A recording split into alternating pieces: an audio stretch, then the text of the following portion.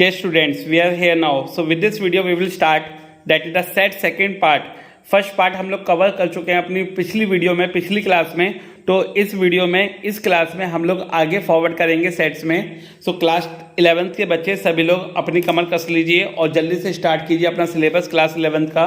आपको कोई भी प्रॉब्लम आती है तो आप सागर सर के चैनल से पूछ सकते हैं कहीं से भी, राइट. आप ज्वाइन कर सकते हैं सागर सर को कहीं भी, तो आपको कोई भी प्रॉब्लम आएगी तो आपकी सॉल्व कर दी जाएगी, राइट. सो पिछली वीडियो में हम लोगों ने पढ़ा था कि सेट क्या होता है, ठीक है. सेट का रिप्रेजेंटेशन जो होता है, डिस्क्रिप्शन जो होता है वो दो फॉर्म में हो सकता है. कौन कौन सी? रोस्टर फॉर्म और आपकी कौन सी? Set builder form. Roster form और set builder form. Roster form का दूसरा नाम हमने पढ़ा था कौन सा? Tabulation method, right. तो टैबुलेशन मेथड और आपका सेट बिल्डर फॉर्म, राइट, आपके दो मेथड्स होते हैं रिप्रेजेंटेशन ऑफ सेट के. तो ये हमने पिछली वीडियो में कवर किया था. हम लोग एक क्वेश्चन और कवर करेंगे आज सेट बिल्डर फॉर्म का, उसके बाद हम आगे फॉरवर्ड करेंगे, राइट. चलिए देखते हैं क्या है आज. सबसे पहले हम लोग एक पॉइंट और कर लेते हैं सेट बिल्डर फॉर्म का, ताकि आपको और इजीली समझ में आ जाए और अच्छे समझ में आ जाए. Right the set F 1/2, 2/3, 3/4, 4/5, 5/6, 6/7, 7/8 and 8/9 in set builder form. ठीक है, आपको सेट बिल्डर फॉर्म में इन्हें लिखना होगा, ठीक है. इस सेट को आपको सेट बिल्डर फॉर्म में रिप्रेजेंट करना होगा, ठीक है. आपके लिए बाएं हाथ का खेल है. आपको पता है कि सेट बिल्डर फॉर्म प्रॉपर्टीज होती हैं, यानी आपको प्रॉपर्टी मेंशन करनी होती है. आपके लिए बहुत आसान है, ठीक है. देखते हैं कैसी प्रॉपर्टीज के अंदर होनी चाहिए. देखिए बच्चे लोग, अगर सपोज कीजिए सेट F है, ठीक है, and x is equal to, देखिए x की क्या प्रॉपर्टी आपकी बैठ रही है. ऊपर अगर 1 है तो नीचे एक ज्यादा है, ऊपर अगर 2 है तो नीचे एक ज्यादा है, ऊपर अगर 3 है तो नीचे एक ज्यादा है, ऊपर एक 4 है तो नीचे एक ज्यादा है. ऐसे ही लास्ट तक चल रहा है. ऊपर एक 8 है तो नीचे n एक ज्यादा है. तो अगर मैं ऊपर वाला n ले लूं तो नीचे वाला n+1 हो जाएगा, ठीक है. अगर मैं ऊपर वाला n ले लूं तो नीचे n+1 हो जाएगा मेरा. और n बिलोंग कर रहा है मेरा नेचुरल नंबर को, क्योंकि आपको पता है 1 से स्टार्ट हो रहा है, ठीक है, 9 तक जा रहा है, तो ये आपका नेचुरल नंबर होगा, राइट. अब प्रॉपर्टी देखिए कि n किस किस के बीच में लाई करेगा. n आपका ग्रेटर देन इक्वल टू 1 होगा और लेस देन इक्वल टू, जल्दी बताइए क्या होगा? 8 होगा. क्यों? क्योंकि नीचे 8+1 9 हो जाएगा, ठीक है. तो n greater than equal to 1 होगा और लेस देन इक्वल टू 9 होगा. तो यानी कि ये मेरा सेट बिल्डर फॉर्म का क्वेश्चन खत्म हो चुका है विद इन 10 सेकेंड्स, राइट. सही बच्चों, क्लियर समझ में आ गया?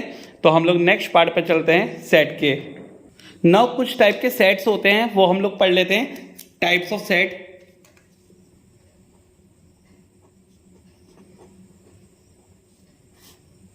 सबसे पहले आता है बच्चे लोग आपका एम्प्टी सेट.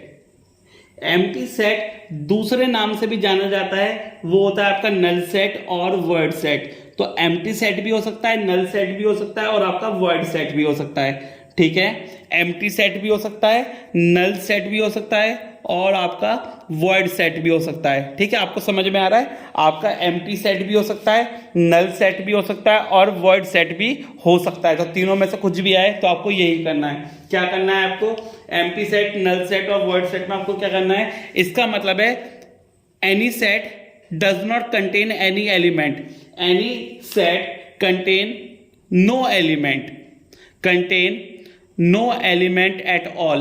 क्या मतलब है इसका बच्चे लोग? इसका मतलब है कि किसी सेट में अगर कोई भी एलिमेंट नहीं आ रहा है, यानी कोई भी एलिमेंट लाई नहीं कर पा रहा है according to relation, then that set is empty set, null set और वर्ड सेट, ठीक है. उस सेट को क्या बोलते हैं? एम्प्टी सेट, नल सेट और वर्ड सेट हम लोग बोलेंगे, ठीक. चले आगे, ठीक है.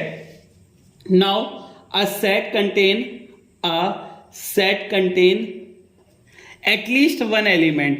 अगर किसी सेट में एटलीस्ट यानी कम से कम एक एलिमेंट है, then that is called non empty set. तो उसे क्या बोलेंगे हम लोग? नॉन एम्प्टी सेट बोलेंगे।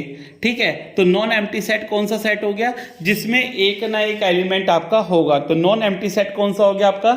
जिसमें आपका एक ना एक एलिमेंट होगा ही होगा, that is called non empty set. Otherwise अगर जिसमें एक भी एलिमेंट ना हो तो उसे एम्प्टी सेट बोलते हैं, और आप वर्ड सेट बोलते हैं, और आप नल सेट बोलते हैं। तो इसे कैसे रिप्रेजेंट करते हैं? इसे रिप्रेजेंट करते हैं आप या तो कर्ली ब्रैकेट से सिंपल, या फिर फाई से।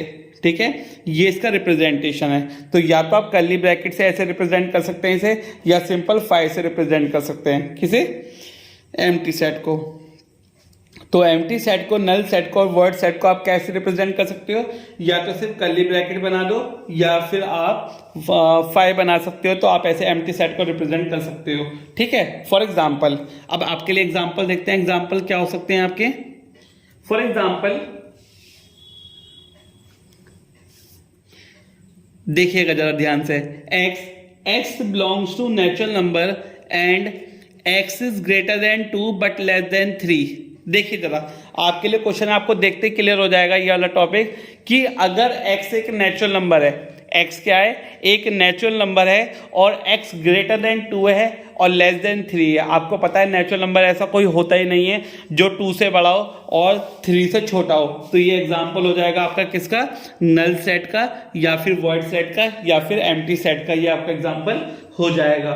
ठीक है, अब देखते हैं एक और एग्जांपल दिखाता हूं आपको बहुत अच्छे से, जरा देखिएगा। x belongs to natural number, x is less than 5 and x is greater than 7। ठीक है, which is also equal to a void set।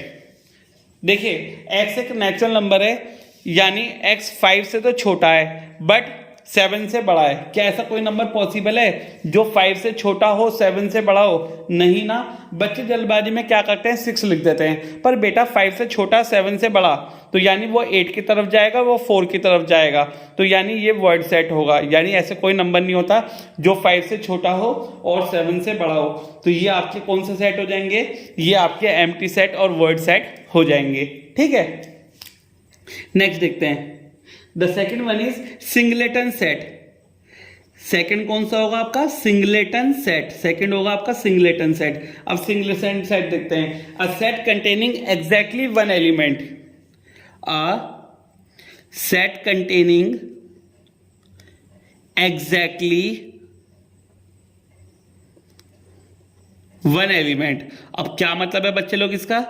जिस सेट में सिर्फ एक ही एलिमेंट हो, जिस सेट में सिर्फ एक ही एलिमेंट हो, उसे बोलते हैं हम लोग सिंगलेटन सेट। जिस सेट में सिर्फ एक ही एलिमेंट हो, जिस सेट में सिर्फ एक ही एलिमेंट हो, उसे सिंगलेटन सेट बोला जाता है। ठीक है, फॉर एग्जाम्पल दिस, ये सिंगलेटन सेट है क्योंकि इस सेट में सिर्फ एक ही एलिमेंट है।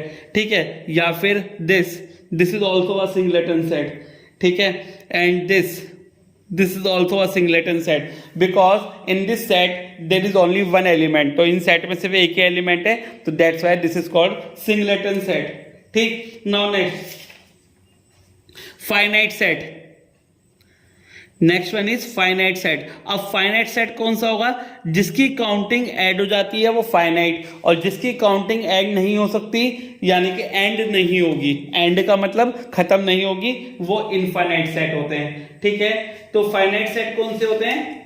इन which the process of counting of element, the process of counting an element, counting an element surely comes to an end। इसका क्या मतलब है? इसका मतलब है कि जिसकी काउंटिंग आपकी खत्म हो जाएगी, यानी कि जिसकी काउंटिंग आप कर सकते हो, तो उस सेट को फाइनाइट सेट बोला जाता है। और a set which is not finite, a set which is not finite is infinite set. तो यानी कि बच्चे लोग, जो सेट आपका फाइनाइट नहीं होता है उसे इनफाइनाइट सेट बोला जाता है। जो सेट आपका फाइनाइट नहीं होता है उसे इनफाइनाइट सेट बोला जाता है। ठीक है, तो जो नंबर ऑफ एलिमेंट्स होते हैं उसे कैसे रिप्रेजेंट किया जाता है? The number of elements is represented by n A. सपोज करिए ए कोई सेट है, तो उसके अंदर जो नंबर ऑफ एलिमेंट है वो आप कैसे रिप्रेजेंट करते हो? एन ए से। कैसे रिप्रेजेंट करते हो? एन ए से आप नंबर ऑफ एलिमेंट्स रिप्रेजेंट करते हो। ठीक है, फॉर एग्जाम्पल अब आप लोग खुद डिस्क्राइब कीजिएगा, खुद सजेस्ट कीजिएगा कि फाइनाइट सेट है या इनफाइनाइट सेट है। देखो सपोज करिए ए कोई भी एक सेट है 2 4 6 8 10 12, तो आपको ये बताना है कि ये फाइनाइट सेट है या इनफाइनाइट सेट है। अब आपको दिखाई दे रहा है कि इसके अंदर 6 ही डिजिट है, तो ये फाइनाइट सेट होगा। Clearly it is finite, clearly it is finite. और नंबर ऑफ टर्म्स कितनी है इसके अंदर? तो नंबर ऑफ टर्म्स कितनी है फाइनाइट सेट के अंदर? या नंबर ऑफ एलिमेंट कितने हैं? 1 2 3 4 5 6। तो नंबर ऑफ एलिमेंट इसके अंदर कितने आ गए? 6। नंबर ऑफ एलिमेंट कितने आ गए? 6। नाउ एक एग्जांपल और दिखाता हूं आपको। The second example is B. B क्या? बी कौन सा सेट है? Set of letters in English alphabet. Set of letters in English alphabet. तो आपको ये सजेस्ट करना है मुझे कि बताइए कि ये फाइनाइट सेट होगा या इनफाइनाइट सेट होगा। तो आप बहुत आसानी से बता देंगे कि सर ये मेरा finite, B set is finite set, ये मेरा फाइनाइट सेट होगा। और मैं इसे कैसे एक्सप्लेन कर सकता हूं? क्योंकि आपको पता है कि इसके अंदर कितने लेटर्स होते हैं। ठीक है, इसके अंदर कितने लेटर्स होते हैं? इसके अंदर आप लोग जानते हैं कि ए से लेकर आपके कहाँ तक के एलिमेंट्स होते हैं? जेड तक के एलिमेंट्स होते हैं। तो number of elements in set B कितने हो जाएंगे मेरे? 26 हो जाएंगे। तो that means it is the finite set. तो ये मेरा कैसा सेट होगा? ये मेरा फाइनाइट सेट होगा, क्योंकि इसके अंदर कितने एलिमेंट्स होते हैं? 26, तो जो कि काउंटेबल है, जो कि काउंटेबल है। ठीक है, आगे चलें पार्ट नंबर 3। एक एग्जांपल और देख लेते हैं तो आपको और अच्छे से क्लियर हो जाएगा। The set of all points on the arc of a circle. The set of all points on arc of a circle. एक सर्कल के आर्क पे जो सारे के सारे पॉइंट्स होते हैं वो आपका फाइनाइट सेट होता है या इनफाइनाइट सेट होता है? The set of all points on the arc of a circle, that is infinite set. तो आपको पता है वो क्या होता है? इनफाइनाइट सेट होता है। ठीक है, infinite set. Collection of all points on a circle हम लोग पूछ लें तो वो भी आपका इनफाइनाइट सेट होता है। एक पॉइंट से कितनी लाइन पास हो सकती है, तो वो भी आपका एक इनफाइनाइट सेट होता है। ठीक है, तो ये सब आपके इनफाइनाइट सेट्स में आते हैं। ठीक, इसके बाद आता है आपका इक्वल सेट। नेक्स्ट टॉपिक आता है आपका क्या? Equal set. पहला था आपका एम्प्टी सेट, दूसरा था आपका सिंगलेटन, तीसरा था फाइनाइट इनफाइनाइट, फोर्थ है बच्चे लोग आपका इक्वल सेट। फोर्थ सेट कौन सा है आपका? Equal set. फोर्थ सेट कौन सा है आपका? Equal set. जरा इक्वल सेट देखिएगा। इक्वल सेट क्या है? Two non empty set A and B are said to be equal to non-empty set A and B are said to be equal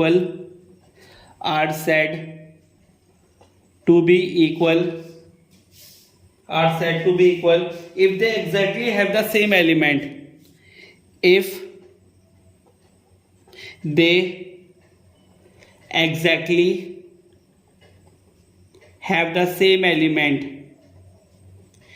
they exactly have the same element, and we write A equal to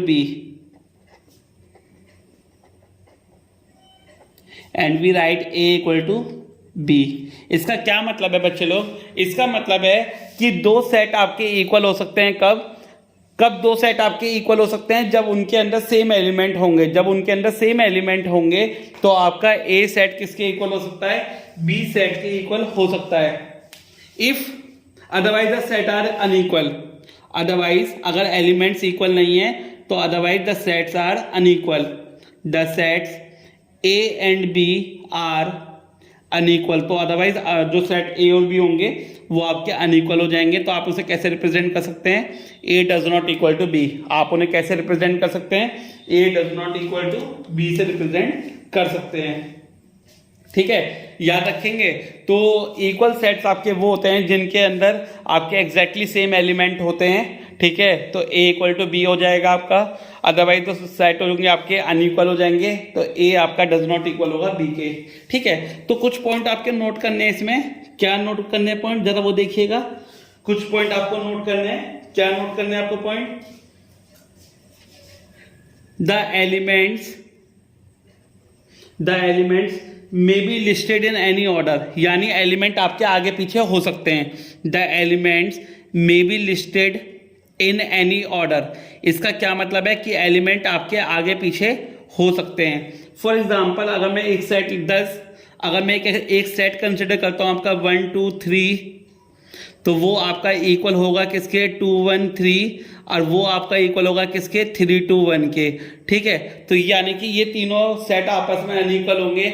आपको position का कोई मतलब नहीं है इसमें। ठीक है, आगे पीछे लिखे जा सकते हैं पर एग्जैक्टली सेम एलिमेंट होने चाहिए। ठीक है, एक पॉइंट और याद रखेंगे, the repetition of element, the repetition of elements in a set, the repetition of element in a set having no meaning, या have no meaning, तो यानी कि रिपीटिशन का कोई मतलब नहीं है, एलिमेंट एक ही बार काउंट होगा। फॉर